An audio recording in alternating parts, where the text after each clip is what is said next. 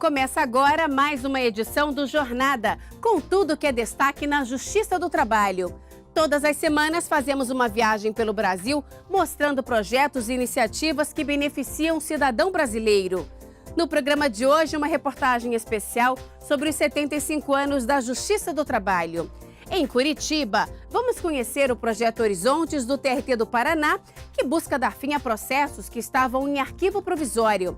Na cidade de Vilhena, em Rondônia, Justiça do Trabalho utiliza sistema de videoconferência em audiência para agilizar a solução de processos.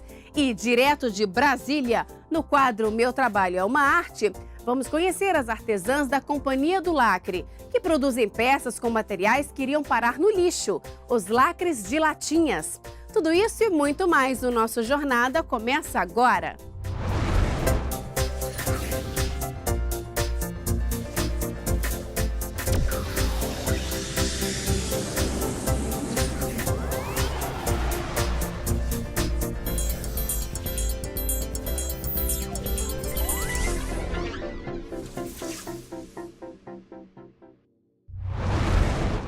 Há 75 anos, há mais de 7 décadas, o trabalhador brasileiro conta com uma justiça especializada na solução de questões trabalhistas. Imagine acompanhar os avanços e testemunhar a história a cada ano de vida. A conquista de benefícios e direitos marcou 3 gerações de uma mesma família em Brasília. Os principais momentos históricos destacados na reportagem especial que você acompanha agora vão ser contextualizados pelo presidente do Tribunal Superior do Trabalho, ministro Ives Gandra Martins Filho. São mais de 7 décadas registradas em fotografias e muitas dessas lembranças ajudam a contar a história da Justiça do Trabalho. Seu Rodolfo conta um pouco dos momentos que para ele foram mais marcantes. Comentava muito Getúlio Vargas lá em Goiânia, na morte dele lá, né? E o pai do trabalhador, né? Criou a CLT, né? Inevitavelmente, a vida de Rodolfo e a trajetória da Justiça Trabalhista caminharam juntas ao longo de todo esse tempo. Um período contextualizado com detalhes pelo presidente do Tribunal Superior do Trabalho, ministro Ives Gandra Martins Filho. Já no governo da Revolução de 30 do Getúlio Vargas, se começou a criar os primeiros mecanismos, os primeiros órgãos que iriam se dedicar a julgar questões trabalhistas. Então, nesse ano de 1932, foram criadas as juntas de conciliação e julgamento para dissídios individuais e comissões mistas de conciliação para dissídios coletivos. Só que essas últimas eram só de conciliação, ela não podia impor uma determinada decisão. A memória é de um período em que a carteira profissional, conhecida hoje como Carteira de Trabalho e Previdência Social, se tornou obrigatória. O patriarca da família Nogueira, nascido em 1935, ainda era um garoto quando a Justiça do Trabalho foi instalada. O golpe do Estado Novo, Getúlio Vargas impõe a Constituição de 1937 e, a partir daí, essa visão de representação classista e poder normativo acaba sendo incorporada à legislação, a essa regulamentação. E nós temos, portanto, o começo da Justiça do Trabalho, efetivo, a instalação da Justiça do Trabalho, no dia 1º de maio de 1941, né, o Dia do Trabalhador. Getúlio Vargas, numa manifestação com muita gente no estádio do Vasco da Gama, declara instalada a Justiça do Trabalho. A fim de defender os interesses mais legítimos do povo e promover as medidas indispensáveis ao bem-estar dos trabalhadores. Em 1943, a Consolidação das Leis do Trabalho, a CLT, era publicada. Foi um impacto. A CLT, a partir de 1943, você ter um grande arcabouço de direitos trabalhistas e, por outro lado, uma justiça que aplicava e interpretava esse arcabouço jurídico. Em 1946, a Justiça Trabalhista se desvinculava do Poder Executivo e passava a ser órgão integrante do Poder Judiciário. A nova era, marcada pelo avanço da jurisprudência e pela ampliação de direitos, coincidiu com a adolescência de Rodolfo. Foi nessa fase que ele e Isabel se conheceram em Goiânia. Aí ela mudou para lá e a gente conheceu. E pronto. Nunca mais largamos um do outro. Da união selada em 1955, nasceram 5 filhos. Os 3 últimos vieram depois que o casal já tinha se mudado para Brasília. Na mesma década foi instituído o FGTS, Fundo de Garantia por Tempo de Serviço. A reserva financeira foi criada para proteger o trabalhador demitido do emprego sem justa causa. Isso porque, ao concluir uma década de serviços prestados, o empregado da iniciativa privada adquiria estabilidade no emprego. Começa a acontecer de as empresas, quando o empregado completa 9 anos de empresa, ela já demite e contrata um novo, para não deixar que o trabalhador adquira a estabilidade. Porque, no fundo, a própria estabilidade, ela não é uma estabilidade absoluta, a impossibilidade de se dispensar o trabalhador. É se pagar uma indenização, que era uma indenização pesada, um salário para cada ano de serviço. Então, se ele tinha 10 anos, ele ganharia 10 salários. Através do sistema do Fundo de Garantia, a indenização seria menor, mas uma parte dela viria do próprio empregador, os 40%, que ele acrescentaria aos depósitos, e mais os próprios depósitos.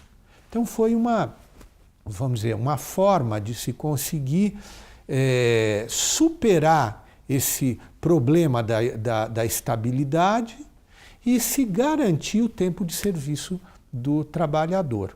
Rodolfo se lembra da repercussão que isso teve entre os colegas de trabalho. Não aceitaram assim à primeira vista, não. Todo mundo não tinha. Sabia que descontava do salário dele 8%, mais nada. Mas não sabia a finalidade do FGTS, a dinâmica do FGTS, como ele seria adequado em favor do trabalhador. Ele não sabia que você poderia pegar o seu fundo de garantia para reformar a sua casa, ele não sabia. Anos depois, no dia 1º de maio de 1971, o Tribunal Superior do Trabalho era transferido do Rio de Janeiro para a capital federal. Mais tarde, já na década de 80, em meio à sucessão de planos econômicos, demissões, crise financeira e inflação alta, foi lançado o seguro-desemprego. Nesse meio tempo, pela primeira vez, uma mulher assumia o cargo de ministra na mais alta corte trabalhista do país. Néa Simini permaneceu no TST até se aposentar em 1999, ano em que a Emenda Constitucional 24 extinguiu a representação classista na Justiça do Trabalho. Até então, os classistas indicados pelos sindicatos para representar empregados e empregadores integravam as juntas de conciliação e julgamento e atuavam em todas as instâncias da Justiça do Trabalho. À época, eles não eram obrigados a ter formação jurídica completa. O que se via muitas vezes é que os classistas não entendiam de direito, podiam entender das relações laborais, mas não entendiam nem de direito nem de processo. E se via que muitas vezes as suas decisões eram só ou a favor do empregador conforme eles representassem uma categoria ou outra. Em 2004, veio a reforma do Judiciário, com a aprovação da Emenda 45. O constituinte derivado pretendeu foi justamente prestigiar a negociação coletiva. Prestigiar que trabalhadores e empregadores, eles diretamente, são os que mais entendem das relações de trabalho, que eles estabeleçam as melhores condições de trabalho. E mais direitos foram garantidos. A licença maternidade ganhou um prazo maior, de 180 dias. Mas foi a lei do estágio que trouxe mais benefícios para Júlia, uma das netas de Rodolfo. A estudante relata uma experiência bem diferente do avô e dos pais, que presenciaram uma outra realidade no mercado. Acho que eles nem imaginavam num estágio, assim, nem chegaram a vislumbrar um estágio, porque eles nem chegaram a entrar na faculdade. Mas eu imagino que quem foi estudante na época dos meus pais, com certeza eu vejo que hoje a minha situação ela tem um maior privilégio por causa dessas leis e é mais fácil de você conseguir concluir o curso por causa dessas leis. Facilita a vida diária mesmo, assim, do estudante. Em 2010, o início da mudança na tramitação dos processos trouxe economia de tempo e de recursos. Com a instituição do processo judicial eletrônico, a Justiça do Trabalho saiu na frente no desenvolvimento da nova ferramenta, presente hoje já em 100% das varas do trabalho. Atualmente, mais de 6 milhões de causas tramitam pelo sistema do processo judicial eletrônico da Justiça do Trabalho, o PJE-JT. Outra mudança recente, acompanhada pela família, foi a ampliação de benefícios trabalhistas para os empregados domésticos. Ficou bom para elas, né? Para elas trabalhar, ganhar direitinho. A gente está de acordo, né? Quem pode pegar, pega. Quem não pode, né? Fica sem, pega diarista, né? Uma vez na semana. Uma das últimas conquistas foi a aprovação da PEC 11 no Congresso Nacional para a indicação expressa na Constituição Federal do TST como órgão integrante do Poder Judiciário. Agora falta pouco para o reconhecimento constitucional da importância do TST como Tribunal Superior. Reconhecimento esse que Valéria, uma das filhas de Rodolfo, acredita ser compartilhado por todo trabalhador. Se a gente vê hoje uma criança vendendo pão, não pode, né? Uma criança não pode trabalhar hoje, né? Mas eu vejo que tem melhorado bastante. Eu tenho visto aí muitas coisas boas acontecerem nas leis trabalhistas. Estamos na era da informática, somos pioneiros, somos desbravadores, mas correndo todos os riscos de quem desbrava, de quem é vanguardista. Mas eu acho que estamos no caminho certo.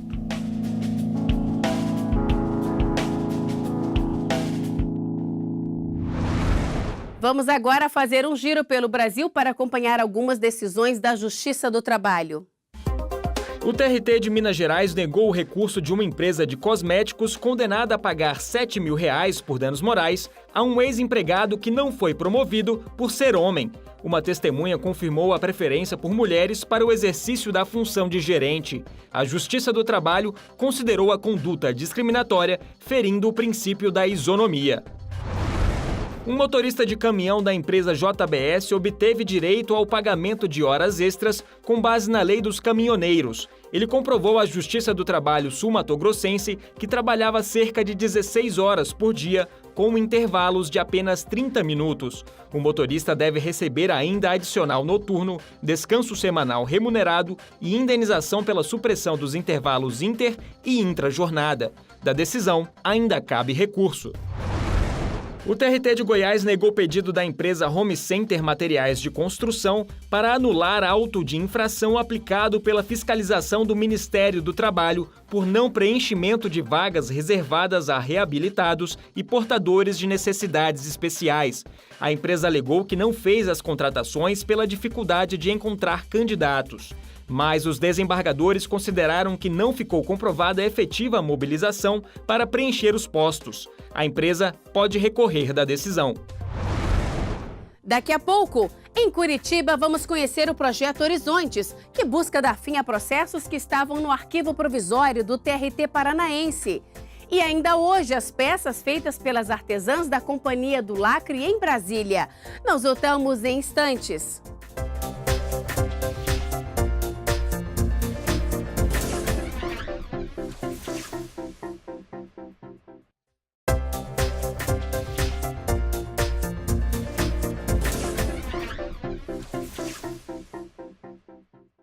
Chegou a hora do JT em Ação, com iniciativas de destaque da Justiça do Trabalho. O Conselho Superior da Justiça do Trabalho divulgou as listas de empresas e instituições com maior número de ações na Justiça do Trabalho em 2015.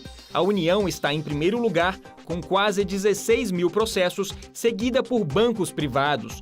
A divulgação é parte dos preparativos para a segunda Semana Nacional da Conciliação Trabalhista, que vai ocorrer entre 13 e 17 de junho.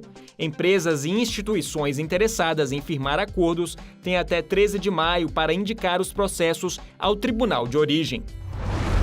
O ministro Renato de Lacerda Paiva, corregedor-geral da Justiça do Trabalho, realizou correição ordinária no TRT do Espírito Santo, onde supervisionou os serviços judiciários e administrativos. O ministro se reuniu com o presidente do tribunal e desembargadores, visitou a escola judicial e, em seguida, recebeu juízes de primeiro grau.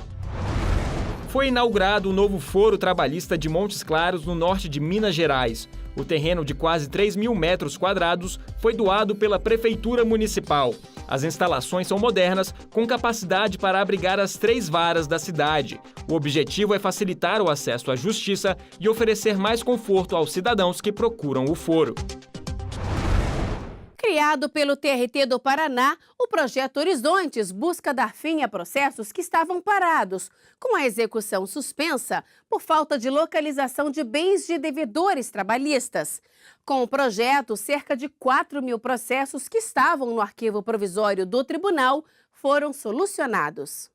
Resolver processos que por décadas estão com a execução suspensa. Essa é a missão do projeto Horizontes, que também descobre o porquê a execução trabalhista não ocorreu.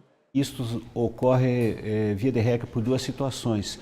Por não localização de pessoas, representantes da empresa, sócios, ou também não localização de bens para penhora. O projeto Horizontes do TRT do Paraná foi criado há 7 anos. Desde então, existe um esforço para movimentar e dar uma solução aos processos que foram encaminhados ao arquivo provisório entre 1980 e 2005. O objetivo é garantir que cada um dos trabalhadores receba as verbas trabalhistas que lhes são devidas. A ideia de dar prosseguimento à execução partiu do desembargador aposentado do tribunal, Márcio Gapski, hoje um dos voluntários do projeto. Nós demoramos 1 ano para bolar, pensar o que fazer. Aí uma grande ideia. Bom, nós temos, o tribunal tem muitos processos, tudo bem.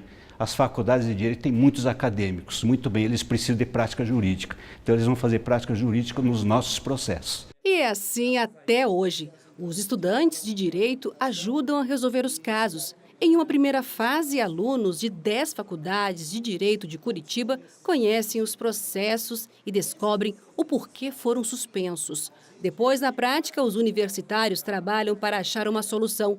O ideal é a conciliação. O estágio no projeto é a oportunidade para que eles possam colocar em prática o que aprenderam em sala de aula. É uma ajuda importante porque é exatamente a união do ensino, da universidade com o tribunal, quer dizer, os alunos contribuindo para que se consiga efetivar aquilo que está tanto tempo parado, às vezes as partes nem lembravam mais que tem ação aqui e a Justiça do Trabalho está incansavelmente tentando executar aquilo e agora com a ajuda dos alunos que estão aprendendo também na prática fazer isso. 30% dos processos que estão aqui no arquivo provisório e que estão em fase de execução já foram solucionados.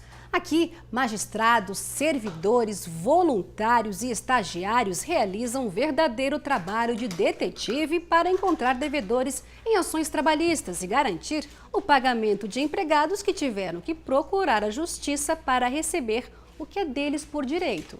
Dos processos que entram nas semanas de conciliação que nós fazemos aqui, com a participação dos acadêmicos de direito, desses processos em que existem ambas as partes presentes, audiências realizadas, a nossa média é superior a 80% a 90% de acordos. A mídia social também é uma ferramenta importante que traz resultados positivos na hora de encontrar os devedores. Quando nós começamos, até inclusive havia uma proibição de que os servidores acessassem Facebook, Instagram, YouTube, por causa para não prejudicar o trabalho, não tirar a concentração. Mas depois os acadêmicos aqui e os estagiários principalmente nos mostraram que são ferramentas, eles não são meios de diversão, pelo contrário, são ferramentas extremamente úteis. Depois de estudar os processos, atualizar os cálculos e localizar os devedores, os casos são incluídos em audiências para tentativas de conciliação.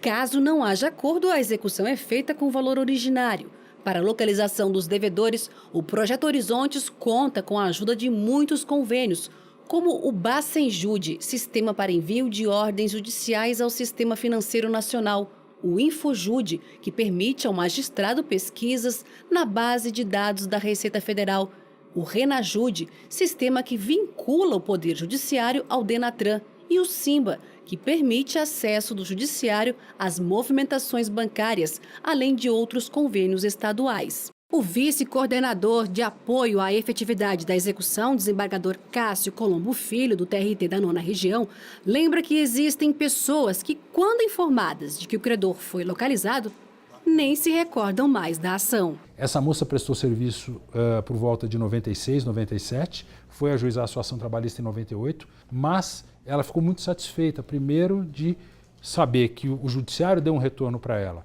e segundo, ela veio, o empregador veio, ambos saíram muito satisfeitos porque ele tinha, esse era um problema que era tipo uma espécie de um calo que não deixa a pessoa ficar em paz, né? Afinal, ela tem aquela dívida que pode estourar a qualquer momento. E essa moça que saiu satisfeita porque uma coisa de muitos anos, né, que conseguiu realmente ser satisfeito. E com isso, veja, qual é o objetivo do Poder Judiciário? Pacificação social. Quer melhor que isso? No próximo bloco, TRT de Rondônia e Acre realiza videoconferência em audiências para acelerar a solução de processos. E mais as peças feitas pelas artesãs da Companhia do Lacre em Brasília. Nós voltamos daqui a pouco. 28 de abril é o Dia Mundial da Segurança e da Saúde no Trabalho e o Dia Nacional em memória das vítimas de acidentes e doenças do trabalho. Quer saber o porquê da escolha da data? Acesse facebook.com/TSTJus e saiba mais.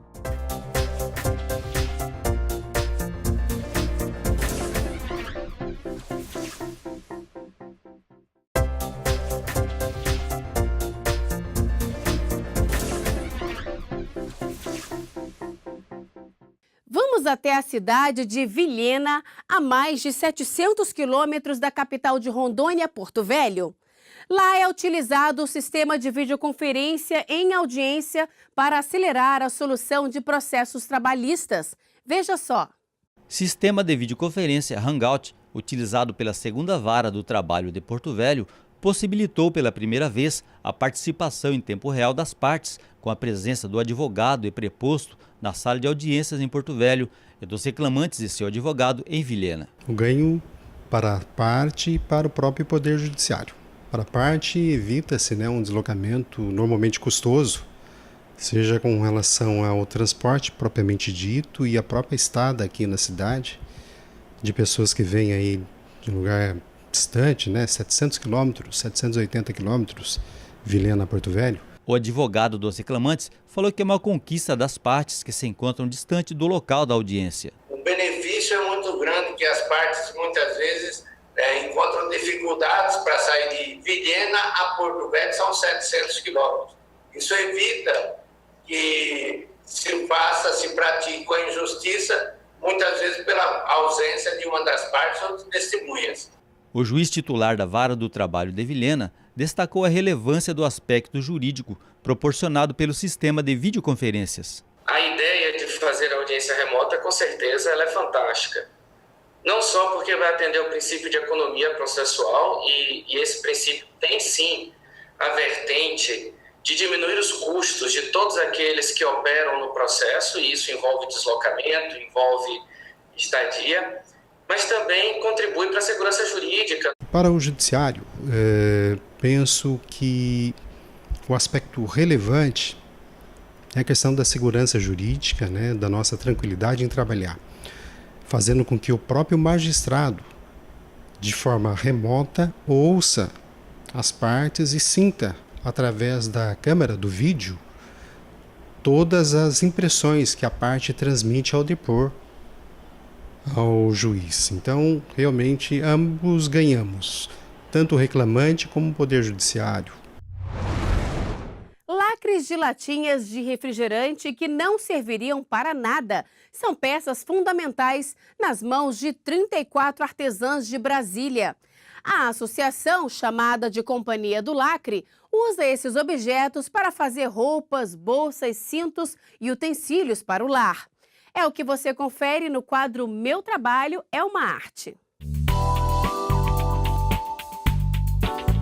Meu nome é Maria Madalena Lopes, Eu me aposentei por invalidez, aí conheci a Companhia do Lacre em 97, 98 e estou aqui até hoje. Nós somos em 34 associadas, só mulheres hoje, que muitas dependem exclusivamente desse trabalho.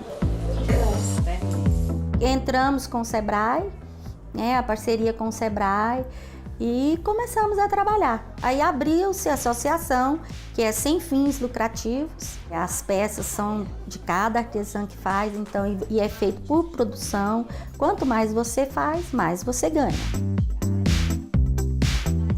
A gente passa por uma reciclagem, a gente passa por tem a pessoa que olha, né, o controle de qualidade. Então, esses lacres que vêm arranhado, que vêm quebrado, você não pode colocar nas bolsas. E aí, esses lacres a gente retorna para o Banco do Brasil e eles desmancham e fazem as cadeiras de roda. Inclusive, foi entregue agora no final do ano, lá no Vila Planalto.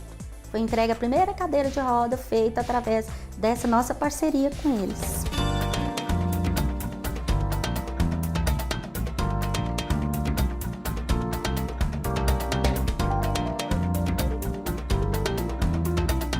Nós temos vestuários, né? Nós temos do lar, nós temos puxa-saco, nós temos porta-papel, nós temos colcha, nós temos cortinas, temos caminhos de mesa. Em tudo, a gente tenta colocar em tudo aquilo que você... Ah, não, eu queria uma saída de praia. A gente tenta fazer aquela coisa que a pessoa idealiza. Tem o porta-moeda, que é uns R$25, até uma bolsa de R$300, R$320. Tem uma cortina, né, que aí depende da peça. Por exemplo, tem roupas que nós temos de R$70 a R$300, R$400. Depende do trabalho daquela peça, né? Temos a cortina, que é um trabalho maior, que é essas de rosas.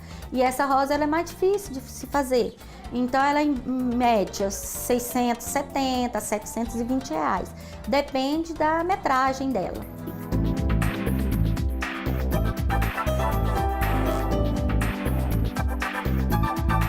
Além de nós tirarmos o produto do lixo, né, a linha também, inclusive hoje, ela é feita com as garrafas PET.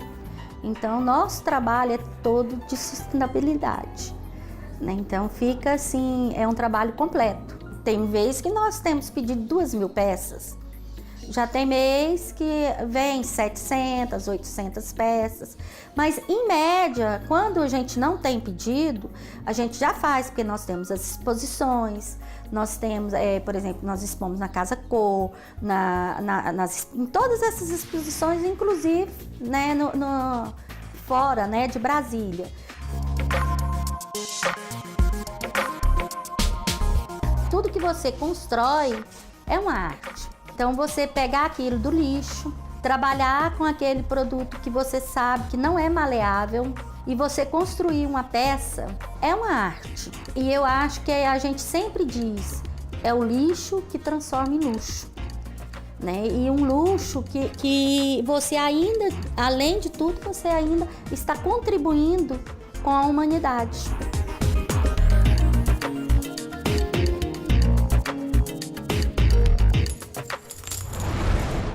E o Jornada de hoje termina aqui. Muito obrigada pela companhia e até o próximo programa.